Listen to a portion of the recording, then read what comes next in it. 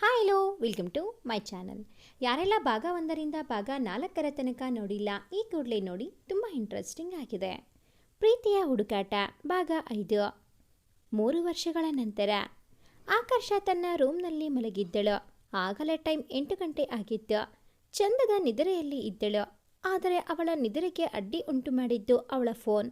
ಕಣ್ಣು ತೆರೆದು ನೋಡದೆ ರಿಸೀವ್ ಮಾಡಿದ್ದಳು. ಇವಳು ಹಲೋ ಹಿಂದಳು. ಮುದ್ದು, ಇನ್ನೂ ಮಲಗಿದ್ದೀಯಾ? ಆಗಲೇ ಟೈಮ್ 8 ಗಂಟೆ, ಬೇಗ ಎದ್ದೇಳು ಅಂತ ಹೇಳಿದ ಮನು. ಅಣ್ಣ, ಮಲ್ಗೋಕೆ ಬಿಡು ಮಾರಾಯ, ಈಗ ತಾನ ನೈಟ್ ಡ್ಯೂಟಿ ಮುಗಿಸಿ ಬಂದಿದ್ದೀನಿ. ನೀನು ನೋಡಿದ್ರೆ ತಿಗಣೆ ಥರ ಎಬ್ಬಿಸ್ತಿದೀಯಾ ಎಂದಳು ಆಕರ್ಷ. ಅಲ್ವೇ, ನಾಳಿದ್ದು ನನ್ನ ಮದುವೆ ಇದೆ. ನನ್ನ ತಂಗಿಯಾಗಿ ಇನ್ನೂ ನೀನು ಮನೆಗೆ ಬಂದಿಲ್ಲ. ಅದು ನನಗೆ ಗೊತ್ತಿಲ್ಲ. ಬೇಗ ಬರಬೇಕು ನೀನು ಅಷ್ಟೇ ಎಂದನು ಮನು. ಅಯ್ಯೋ ಅಣ್ಣ, ಸಂಜೆ ಅಷ್ಟೊತ್ತಿಗೆ ಮನೆಗೆ ಬರ್ತೀನಿ ಆಯ್ತಾ? ಇವಾಗ ನೀನು ಫೋನ್ ಇಟ್ಟರೆ ನಾನು ಫ್ರೆಶ್ ಆಗಿ ಹೊರಡ್ತೀನಿ ಎಂದಳು ಆಕರ್ಷ. ಸರಿ ಅಂತ ಹೇಳಿ ಫೋನ್ ಇಟ್ಟ. ಆಕರ್ಷ ಫ್ರೆಶ್ ಆಗಿ ಬರೋದರ ಒಳಗೆ 3 ವರ್ಷ ಏನಾಯಿತು ಅಂತ ತಿಳಿದುಕೊಳ್ಳೋಣ. ಆಕರ್ಷ ಅಜಿತ್ ಜೊತೆ ಜಗಳ ಮಾಡಿಕೊಂಡು ಬಂದಮೇಲೆ ಸ್ವಲ್ಪ ದಿನ ಮಂಗಳೂರಿನಲ್ಲಿ ಇದ್ದು ನಂತರ MD ಓದೋಕ್ಕೆ ಅಂತ ಬೆಂಗಳೂರಿಗೆ ಬಂದಿದ್ದಳು. MD ಇನ್ ಕಾರ್ಡಿಯಾಲಜಿ ಓದಿದ್ದಳು. ಮನೆಯಲ್ಲಿ ಇವಳು ಬೆಂಗಳೂರಿನಲ್ಲಿ ಓದೋಕ್ಕೆ ಹೋಗೋಕ್ಕೆ ಒಪ್ಪಲಿಲ್ಲ. ಆದರೂ ಏನೋ ಮಾಡಿ ಮನೆಯವರನ್ನ ಒಪ್ಪಿಸಿ ಬಂದಿದ್ದಳು. ನಿಖಿತಾ ಮಂಗಳೂರಿನಲ್ಲಿ ಜನರಲ್ ಸರ್ಜರಿ ಓದಿದಳು. ನಿಖಿತಾಳ ಓದು ಮುಗಿದ ಮೇಲೆ ಮನು ಅವಳ ಮದುವೆ ನಿಶ್ಚಯಿಸಿದರು. ಅವರ ಮದುವೆ ಜೊತೆ ಆಕರ್ಷ ಮದುವೆ ಕೂಡ ಮಾಡಬೇಕು ಅಂತ ಅಂದ್ಕೊಂಡಿದ್ರು. ಆದರೆ ಆಕರ್ಷ ಇನ್ನೊಂದು 2 ವರ್ಷ ವರ್ಕ್ ಮಾಡ್ತೀನಿ ಅಂತ ಬೆಂಗಳೂರಿನಲ್ಲಿ ಕೆಲಸಕ್ಕೆ ಸೇರಿದ್ದಳು. ಆಕರ್ಷ ಅವಳ ಅಣ್ಣನ ಮದುವೆಗೆ ಸ್ವಲ್ಪ ಮುಂಚೆಯೇ ಹೋಗಬೇಕು ಅಂತ ಇದ್ಲು. ಆದರೆ ಹೋಗೋಕೆ ಆಗಿರಲಿಲ್ಲ. ಅವಳು ವರ್ಕ್ ಮಾಡೋ ಹಾಸ್ಪಿಟಲಲ್ಲಿ ಸ್ಟಾಫ್ ಕಡಿಮೆ ಇದ್ದಿದ್ದರಿಂದ ಇವಳಿಗೆ ರಜೆ ಸಿಕ್ಕಿರಲಿಲ್ಲ. ಸೊ ಒಂದಿನ ಮುಂಚೆ ಹೋಗೋ ಪ್ಲಾನ್ ಹಾಕಿದ್ದಳು ಆಕರ್ಷ. ಆಕರ್ಷ ಫ್ರೆಶ್ ಆಗಿ ಬಂದಳು. ಬೇಗ ಬೇಗ ತಿಂಡಿ ತಿಂದು ಇನ್ನೇನು ಬಸ್ ಸ್ಟಾಪ್ಗೆ ಹೋಗಬೇಕು ಅಂದ್ಕೊಂಡ್ಳು. ಆಗ ಮತ್ತೆ ಅವಳ ಫೋನ್ ರಿಂಗ್ ಆಯಿತು. ಈ ಅಣ್ಣನಿಗೆ ಬರ್ತೀನಿ ಅಂತ ಹೇಳಿದ್ರು ಸಮಾಧಾನ ಇಲ್ಲ, ಮತ್ತೆ ಫೋನ್ ಮಾಡಿದ್ದಾನೆ ಅಂತ ಅಂದ್ಕೊಂಡ್ಳು. ಯಾರು ಫೋನ್ ಮಾಡಿರೋದು ಅಂತ ನೋಡಿದ್ರೆ ಅದು ಅವಳ ಅಣ್ಣ ಆಗಿರಲಿಲ್ಲ. ಹಾಸ್ಪಿಟಲ್ನಿಂದ ಫೋನ್ ಬಂದಿತ್ತು.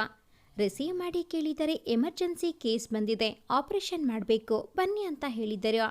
ಸೊ ಆಕರ್ಷ ಊರಿಗೆ ಹೋಗೋ ಬದಲು ಮತ್ತೆ ಹಾಸ್ಪಿಟಲ್ಗೆ ಹೊರಟಳು. ತನ್ನ ಫೋನ್ನ ಸೈಲೆಂಟ್ ಮೋಡ್ಗೆ ಹಾಕಿ ಹೊರಟಳು. ಅವಳಿಗೆ ಹಿಂದೊಮ್ಮೆ ಅಜಿತ್ ಹೇಳಿದ ಮಾತು ನೆನಪಾಯಿತು. ಅವತ್ತು ಅವನು ಹೇಳಿದ್ದ ಅಲ್ವಾ, ಅವಳಿಗೆ ತರಲೆ ಮಾಡೋದು ಬಿಟ್ಟು ಏನೂ ಬರಲ್ಲ, ಡಾಕ್ಟರ್ಗೆ ಇರಬೇಕಾದ ಗುಣ ಇಲ್ಲ ಅಂತ. ಆದರೆ ಇಂದು ತನ್ನ ಅಣ್ಣನ ಮದುವೆಗೆ ಅಂತ ಹೊರಟವಳು ಎಮರ್ಜೆನ್ಸಿ ಅಂತ ಮತ್ತೆ ಹಾಸ್ಪಿಟಲ್ಗೆ ಹೊರಟಿದ್ದಾಳೆ. ಇದೇ ಅಲ್ವಾ ವೃತ್ತಿಪರತೆ? ಅಜಿತ್ನ ಬಗ್ಗೆ ನೆನೆಸಿಕೊಂಡಾಗ ಒಂದು ಚಂದದ ನಗು ಅರಳಿತು ಅವಳ ಮುಖದಲ್ಲಿಯೇ. ಆಕರ್ಷ ಒಂದು ಆಪರೇಷನ್ ಮುಗಿಸಿ ಬರುವವಳು ಇದ್ದಳು. ಆದರೆ ಮತ್ತೊಂದು ಆಪರೇಷನ್ ಬಂತು ಅಂತ ಅಲ್ಲೇ ಉಳಿಯಬೇಕಾಯ್ತು. ಎಲ್ಲ ವರ್ಕ್ ಮುಗಿಸಿ ರೂಮ್ಗೆ ಹೊರಟಳು. ಆಗ ಸಂಜೆ 6 ಗಂಟೆ ಆಗೋಕೆ ಬಂದಿತ್ತು. ರೂಮ್ಗೆ ಬಂದು ಸೋಫಾ ಮೇಲೆ ಕುಳಿತಳು. ತನ್ನ ಫೋನ್ ತೆರೆದು ನೋಡಿದಳು. 50 ಮಿಸ್ ಕಾಲ್ಸ್, 30 ಮೆಸೇಜ್. ಅದು ಮನು ಒಬ್ಬನಿಂದ ಬಂದಿದ್ದವು. ಇವತ್ತು ತನ್ನ ಕತೆ ಮುಗೀತು ಅಂದ್ಕೊಂಡ್ಲು. ಮತ್ತೆ ಫೋನ್ ರಿಂಗ್ ಆಯ್ತು. ರಿಸೀವ್ ಮಾಡಿದಳು. ಹಲೋ ಮುದ್ದು, ಏನಾಯ್ತು? ಹುಷಾರಿದ್ದೀಯಾ ಅಲ್ವಾ? ಎಲ್ಲಿದ್ದೀಯಾ? ಮಂಗಳೂರಿಗೆ ಬಂದೆಯಾ? ಕಾರ್ ತಗೊಂಡು ಬರಲಾ? ಯಾಕೆ ಫೋನ್ ರಿಸೀವ್ ಮಾಡಲಿಲ್ಲ ನೀನು ಎಂದನು ಮನು. ಅಯ್ಯೋ ಅಣ್ಣ, ನಾನಿನ್ನು ಬೆಂಗಳೂರಿನಲ್ಲಿದ್ದೀನಿ ಅಂತ ಹೇಳಿ ಎಮರ್ಜೆನ್ಸಿ ಕೇಸ್ ಬಂದಿದ್ದರ ಬಗ್ಗೆ ಹೇಳಿದಳು. ಸರಿ ಬಾಯ್ ಅಂತ ಹೇಳಿ ಫೋನ್ ಇಟ್ಟ. ಅಯ್ಯೋ, ಈ ಅಣ್ಣನಿಗೆ ಕೋಪ ಬಂದಿದೆ, ಏನು ಮಾಡೋದು ಈಗ ಅಂದ್ಕೊಂಡು ಮತ್ತೆ ಫೋನ್ ಮಾಡಿದಳು. ಅಣ್ಣ ಸಾರಿ ಕಣೋ, ಸೀಟ್ ಮಾಡ್ಕೊಳ್ಬೇಡ, ನಾನು ಬೇಕು ಅಂತ ಮಾಡಿಲ್ಲ ಕಣೋ ಎಂದಳು ಆಕರ್ಷ. ನಿನ್ನ ಮೇಲೆ ಕೋಪ ಬಂದಿದೆ, ಆದರೆ ಕೋಪ ಮಾಡಿಕೊಂಡು ಬೈಯೋ ಹಾಗಿಲ್ಲ, ಸೊ ಅದಕ್ಕೆ ಫೋನ್ ಇಟ್ಟೆ. ಐ ನೋ ನೀನು ಬೇಕು ಅಂತ ಮಾಡಿಲ್ಲ ಅಂತ. ನೀನೊಬ್ಳು ಡಾಕ್ಟರ್, ಎಮರ್ಜೆನ್ಸಿ ಕೇಸ್ ಬಂದರೆ ಏನೂ ಮಾಡೋಕ್ಕೆ ಆಗಲ್ಲ, ಎಲ್ಲ ಕೆಲಸ ಬಿಟ್ಟು ಹೋಗಬೇಕು ಅಂತ ಗೊತ್ತು. ಆದರೆ ನನ್ನ ತಂಗಿ ನನ್ನ ಮದುವೆಗೆ ಲೇಟಾಗಿ ಬರ್ತಾಳೆ ಅಂದರೆ ನನಗೆ ಬೇಜಾರಾಗಲ್ವಾ ಹೇಳು ಎಂದನು ಮನು. ಬೇಜಾರಾಗಬೇಡ, ಈಗಿನ್ನೂ 6 ಗಂಟೆ. ಇವಾಗ ಯಾವುದಾದರೂ ಬಸ್ ಇದೆಯಾ ನೋಡಿ ಬರ್ತೀನಿ. ಮಾರ್ನಿಂಗಲ್ಲಿ ಇರ್ತೀನಿ, ಓಕೆ ಎಂದಳು. ಈ ನಿನಗೇನು ಹುಚ್ಚ? ಇಷ್ಟೊತ್ತಲ್ಲಿ ಒಬ್ಬಳೇ ಬರ್ತೀಯಾ?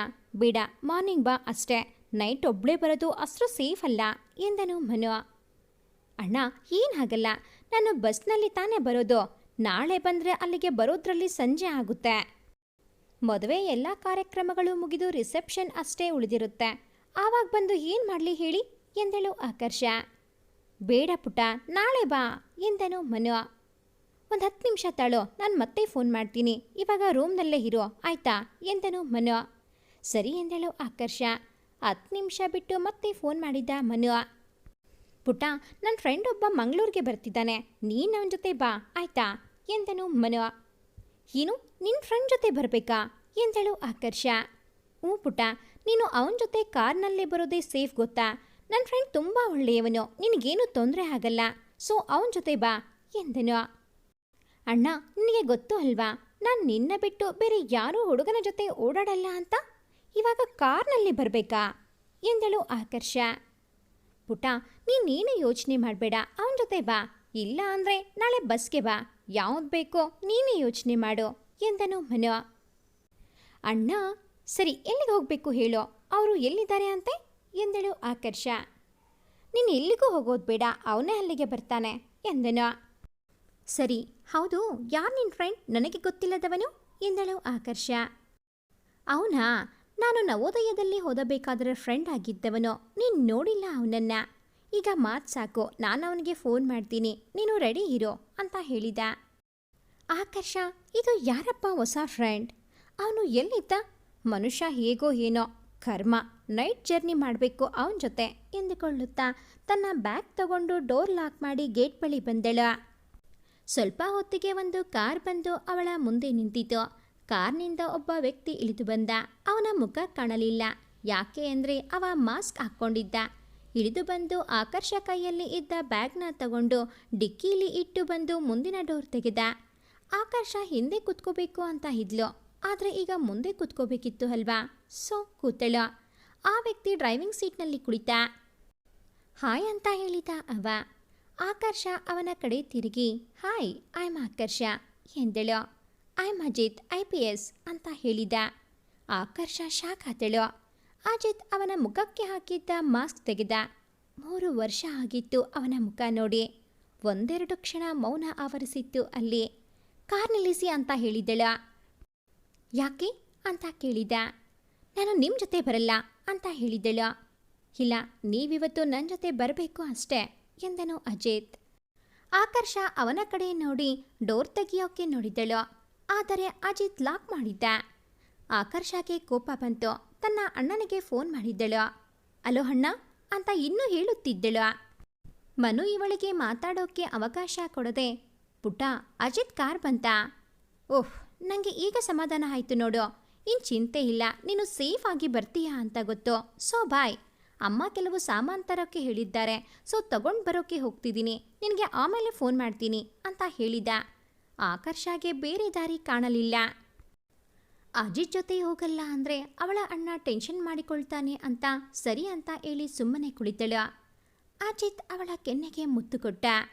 ಏನ್ರಿ ಮಾಡ್ತಿದ್ದೀರಾ, ಒಂದು ಬಿಟ್ಟ ಅಂದರೆ ನೋಡಿ, ಸುಮ್ಮನೆ ಇದ್ರೆ ಸರಿ, ಇಲ್ಲ ಅಂದರೆ ಸರಿ ಇರಲ್ಲ ಎಂದಳು ಕೋಪದಲ್ಲಿ. ಅವತ್ತು ಮುತ್ತು ಕೊಡಿ, ಇಲ್ಲ ಲವ್ ಯು ಅಂತ ಹೇಳಿ ಅಂತ ಹೇಳಿದೆ ಅಲ್ವಾ, ಸೊ ಮುತ್ತು ಕೊಟ್ಟೆ, ಈಗ ಲವ್ ಯು ಅಂತ ಹೇಳ್ತಿದ್ದೀನಿ ನೋಡಿ ಅಂತ ಹೇಳಿದ. ನಾನು ಆವತ್ತು ಹೇಳಿದ್ದು, ಇವತ್ತಲ್ಲ, ಅವತ್ತೇ ಕೊಟ್ರಿ ಅಲ್ವಾ ಕೆನ್ನೆಗೆ, ಎಂದು ಮರೆಯೋಕ್ಕೆ ಆಗದ ಏಟು ಎಂದಳು ಆಕರ್ಷ. ಸಾರಿ ಅಕ್ಕು ಅವರೇ, ಅವತ್ತು ಏನೋ ಟೆನ್ಷನಲ್ಲಿದ್ದೆ, ಸೊ ನೀವು ಬೇರೆ ಏನೇನೋ ಹೇಳ್ತಿದ್ರಿ, ಅದಕ್ಕೆ ಕೋಪ ಬಂದು ಹೊಡೆದುಬಿಟ್ಟೆ.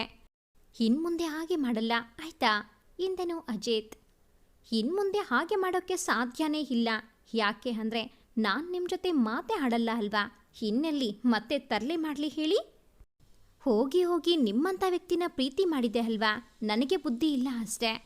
ನನಗೆ ಹಳೆಯದೆಲ್ಲ ನೆನಪು ಮಾಡಿಕೊಳ್ಳೋಕೆ ಇಷ್ಟ ಇಲ್ಲ, ಸೊ ಸುಮ್ಮನೆ ಇದ್ಬಿಡಿ ಎಂದಳು ಆಕರ್ಷ. ಸಾರಿ ಕಣೆ, ಅವತ್ತು ನಾನು ಹಾಗೆ ಮಾತಾಡಬಾರದಿತ್ತು, ಹಾಗೆ ಹೊಡೆಯಬಾರದಿತ್ತು, ಪ್ಲೀಸ್ ಒಂದ್ಸಲ ನನಗೆ ಅವಕಾಶ ಕೊಡು ಎಂದನು ಅಜಿತ್.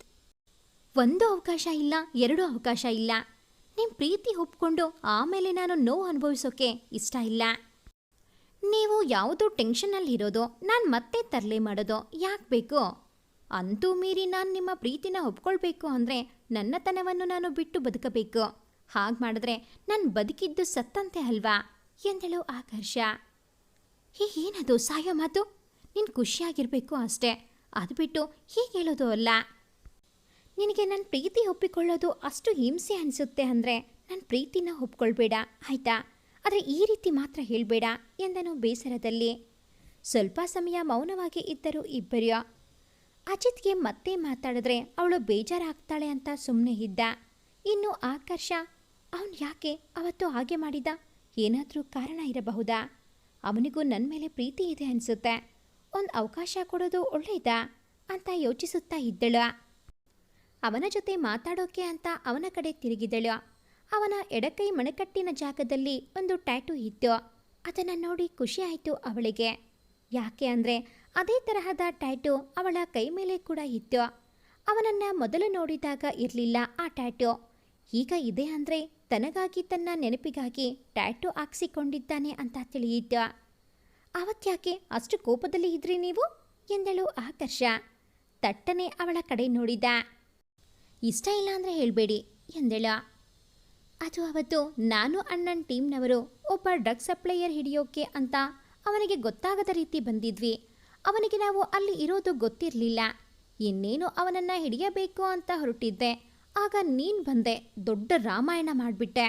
ಅವನು ಅಲ್ಲಿಂದ ಹೊರಟೇ ಬಿಟ್ಟ. ನಾನು ಹೋಗೋಣ ಅಂದರೆ ನೀನು ಬಿಡಲಿಲ್ಲ. ನನ್ನ ಜೊತೆ ಬಂದವರು ಅವನನ್ನು ಹಿಡಿಯೋಕೆ ಅಂತ ಹೋದಾಗ ಅವರಿಗೆ ಶೂಟ್ ಮಾಡಿದ್ದಾನೆ. ಅದನ್ನೇ ಅವರು ನನಗೆ ಹೇಳ್ತಿದ್ದರು. ಆಗ ನೀನು ನನ್ನ ಬ್ಲೂಟೂತ್ ಕಿತ್ಕೊಂಡೆ. ಹೊರಗೆ ಏನು ಆಗ್ತಿದೆ ಅಂತ ನನಗೆ ಗೊತ್ತಾಗಲಿಲ್ಲ. ಸೊ ಸಿಟ್ಟು ಬಂತು, ಅದಕ್ಕೆ ನಿನಗೆ ಹೊಡೆದೆ. ನಾನು ಹೋಗೋದು ಸ್ವಲ್ಪ ತಡ ಆಗಿದ್ರು ಇನ್ನೂ ಅದೆಷ್ಟು ಜನಕ್ಕೆ ಶೂಟ್ ಮಾಡ್ತಿದ್ನೋ ಏನೋ ಅಲ್ವಾ. ನನ್ನ ಮಾತು ಕೇಳಿ ನನ್ನ ಮೇಲೆ ನಂಬಿಕೆ ಇಟ್ಟು ಬಂದಿದ್ದ ಆಫೀಸರ್ಸ್ಗೆ ಏನಾದರೂ ಆದರೆ ಅನ್ನೋ ಭಯ ಇತ್ತು. ಸೊ ಅದಕ್ಕೆ ಹಾಗೆ ಮಾಡಿದೆ ನಾನು ಎಂದನು. ನಾನೀಗ ಡ್ಯೂಟಿ ಮೇಲೆ ಬಂದಿದ್ದೀನಿ ಅಂತ ಹೇಳಿದ್ರೆ ನಾನು ಸುಮ್ಮನೆ ಇರ್ತಿದ್ದೆ. ಆದರೆ ನೀವು ಹಾಗೆ ಮಾಡಲಿಲ್ಲ ಅಲ್ವಾ ಎಂದಳು ಆಕರ್ಷ.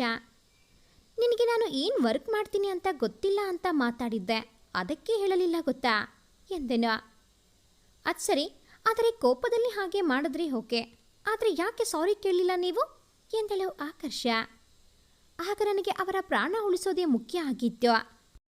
ಸೊ ಅಲ್ಲಿಂದ ಹೊರಹೋದೆ. ಹಾಗೆ ಆ ವ್ಯಕ್ತಿನ ಎನ್ಕೌಂಟರ್ ಮಾಡಿದೆ. ಆಮೇಲೆ ಮತ್ತೆ ಕ್ಯಾಂಟೀನ್ಗೆ ಬಂದೆ ನೀನಿದ್ದೀಯೇನೋ ಅಂತ. ಆದರೆ ನೀನು ಇರಲಿಲ್ಲ. ಅಲ್ಲಿ ಕೌಂಟರ್ ಹತ್ತಿರ ಇದ್ದ ವ್ಯಕ್ತಿ ಬಳಿ ಕೇಳಿದೆ ನೀನು ಎಲ್ಲಿ ಹೋದೆ ಅಂತ. ನೀನೋಗಿ ತುಂಬ ಟೈಮ್ ಆಯಿತು ಅಂತ ಹೇಳಿದ್ರು. ಸೊ ನಾನು ಅಲ್ಲಿಂದ ಬಂದೆ. ಮತ್ತೆ ದಿನ ಅಲ್ಲಿ ಹೋಗಿ ನೋಡ್ತಿದ್ದೆ ನೀನು ಅಲ್ಲಿಗೆ ಬರಬಹುದೇನೋ ಅಂತ. ಆದರೆ ನೀನು ಬರಲೇ ಇಲ್ಲ. ಅದಾಗಿ 1 ತಿಂಗಳಿಗೆ ನನಗೆ ಬೆಂಗಳೂರಿಗೆ ಟ್ರಾನ್ಸ್ಫರ್ ಆಯಿತು. ತಿಂಗಳಿಗೊಮ್ಮೆ ಮಂಗಳೂರಿಗೆ ಹೋಗಿ ಬರ್ತಿದ್ದೆ ಮತ್ತೆ ನೀನು ಸಿಗಬಹುದು ಅಂತ. ಆದರೆ ನೀನು ಸಿಗಲಿಲ್ಲ. ಹೌದು, ಯಾಕೆ ನೀನು ಆ ಕ್ಯಾಂಟೀನ್ಗೆ ಬರಲಿಲ್ಲ ಎಂದನು ಅಜಿತ್. ಅಲ್ಲ, ನಾನು ಅದು ಹೇಗೆ ಮತ್ತೆ ಅಲ್ಲಿಗೆ ಹೋಗೋಕೆ ಆಗುತ್ತೆ ಹೇಳಿ? ಎಲ್ಲರ ಮುಂದೆ ಹೊಡೆದಿದ್ದೀರಿ. ಯಾವ ಮುಖ ಇಟ್ಕೊಂಡು ಅಲ್ಲಿಗೆ ಹೋಗಲಿ? ನೋಡಿದವರು ನನ್ನ ಬಗ್ಗೆ ಏನಾದರೂ ಮಾತಾಡ್ತಾರೆ ಅಂತ ನಾನು ಆ ಕಡೆ ಬರಲೇ ಇಲ್ಲ ಎಂದಳು ಆಕರ್ಷ. ಹೌದಾ? ಹೌದು, ನೀನು ಮಂಗಳೂರಿನಲ್ಲಿ ಅಲ್ವಾ ಇದ್ದಿದ್ದು? ಇಲ್ಲೇನು ಮಾಡ್ತಿದೀಯಾ? ನಾನಿಲ್ಲಿ ವರ್ಕ್ ಮಾಡ್ತಿದ್ದೀನಿ. ಹೌದು, ನೀವು ಅಣ್ಣನ ಫ್ರೆಂಡಾ? ನಾನು ಯಾವತ್ತೂ ನಿಮ್ಮನ್ನು ನೋಡಿರಲಿಲ್ಲ ಗೊತ್ತಾ ಎಂದಳು ಆಕರ್ಷ. ನಾನು ಮನು ಕ್ಲೋಸ್ ಫ್ರೆಂಡ್ಸ್. ನಾನು ಅವನು 10th ಜೊತೆಯಲ್ಲೇ ಓದಿದ್ದು. ಆಮೇಲೆ ನಮ್ಮ ಫ್ಯಾಮಿಲಿ ಮುಂಬೈಗೆ ಶಿಫ್ಟ್ ಆಯಿತು. ಸೊ ನಾನು ಮುಂಬೈನಲ್ಲಿ ಓದಿದೆ. ಆಮೇಲೆ ಮಂಗಳೂರಿಗೆ ಟ್ರಾನ್ಸ್ಫರ್ ಆಯಿತು. ಅಲ್ಲಿ ನಿನ್ನ ಪರಿಚಯ ಆಯಿತು. ಪರಿಚಯ ಅಂದರೆ ಮುಖ ಪರಿಚಯ ಅಷ್ಟೇ. ನಿನ್ನ ನೇಮ್, ನೀನು ಯಾರು ಏನು ಅಂತ ಗೊತ್ತಿರಲಿಲ್ಲ ಎಂದನು ಅಜಿತ್. ಹೌದಾ? ಹಾಗಿದ್ರೆ ನಿಮಗೆ ಮನು ತಂಗಿ ನಾನೇ ಅಂತ ಗೊತ್ತಿರಲಿಲ್ವಾ ಎಂದಳು. ಇಲ್ಲ, ಮನುಗೆ ಒಬ್ಳು ತಂಗಿ ಇದ್ದಾಳೆ. ಅವಳ ಹೆಸರು ಆಕರ್ಷ ಅಂತ ಗೊತ್ತಿತ್ತು. ಆದರೆ ಆ ಆಕರ್ಷ ನನ್ನ ಪ್ರೀತಿ ಮಾಡ್ತಿರೋ ಹುಡುಗಿ ಅಂತ ನಿಜ ಗೊತ್ತಿರಲಿಲ್ಲ. ಇವತ್ತು ಮನು ಫೋನ್ ಮಾಡಿ ನನ್ನ ತಂಗಿನ ನಿನ್ನ ಜೊತೆ ಕರೆದುಕೊಂಡು ಬಾ ಅಂತ ಹೇಳಿದ. ಆಮೇಲೆ ನಿನ್ನ ನೋಡಿದ ಮೇಲೇ ನನಗೆ ಗೊತ್ತಾಗಿದ್ದು ನೀನೇ ಅಂತ ಎಂದನು ಅಜಿತ್. ಏನೇ ಆದರೂ ನಿಮ್ಮ ಮೇಲೆ ನನಗೆ ಕೋಪ ಇದೆ. ನೀವು ನನ್ನ ಜೊತೆ ಮಾತಾಡಬೇಡಿ ಎಂದಳು ಆಕರ್ಷ. ಯಾವಾಗ ಹೋಗುತ್ತೆ ಕೋಪ? ಪ್ರೀತಿ ಯಾವಾಗ ತೋರಿಸ್ತೀಯಾ? ನಿನ್ನ ಕೋಪ ನೋಡಿ ಸಾಕಾಯಿತು ನನಗೆ ಎಂದನು ಅಜಿತ್. ನಿಮ್ಮ ಮೇಲೆ ಪ್ರೀತಿ ಇಲ್ಲ ನನಗೆ ಎಂದಳು ಆಕರ್ಷ. ಅಯ್ಯೋ, ಎಲ್ಲೋಯ್ತು ಪ್ರೀತಿ ಎಂದೆನೋ. ಕಳೆದೋಯ್ತು. ನಿಮಗ್ಯಾಕೆ ಅದೆಲ್ಲ ಎಂದಳು ಆಕರ್ಷ. ನಾನು ಪೊಲೀಸ್ ಅಲ್ವಾ? ಕಳೆದೋಗಿರೋ ಪ್ರೀತಿನ ಹುಡುಕಿ ಕೊಡ್ತೀನಿ ಎಂದೆನೋ. ಅವಳು ಇನ್ನೂ ಏನೋ ಹೇಳ್ತಿದ್ದಳೋ. ಆಗ ಅಜಿತ್ ಫೋನ್ ರಿಂಗ್ ಆಯಿತು. ಅಜಿತ್ ಪ್ರೀತಿನ ಆಕರ್ಷ ಒಪ್ಪಿಕೊಳ್ಳುತ್ತಾಳ? ಅಜಿತ್ನ ಕ್ಷಮಿಸುತ್ತಾಳ? ಇವರಿಬ್ಬರ ಪ್ರೀತಿನ ಮನೆಯಲ್ಲಿ ಒಪ್ಪಿಕೊಳ್ತಾರಾ? ಕಾಯ್ದು ನಿರೀಕ್ಷಿಸಿ. ಭಾಗ 6 ಮುಂದುವರಿಯುತ್ತದೆ. ಭಾಗ 6ರ ನೋಟಿಫಿಕೇಷನ್ಸ್ ನಿಮಗೆ ಬರಬೇಕು ಅಂತ ಅಂದರೆ ಈ ಕೂಡಲೇ ಈ ಚಾನಲ್ಗೆ ಸಬ್ಸ್ಕ್ರೈಬ್ ಆಗಿ. ಹಾಗೆಯೇ ಈ ಒಂದು ಕತೆ ನಿಮಗೆ ಇಷ್ಟ ಆಗಿದ್ದಲ್ಲಿ ಪ್ಲೀಸ್ ಲೈಕ್ ಮಾಡಿ, ಶೇರ್ ಮಾಡಿ, ಕಾಮೆಂಟ್ ಮಾಡೋದನ್ನು ಮರಿಬೇಡಿ. Thanks for watching this video.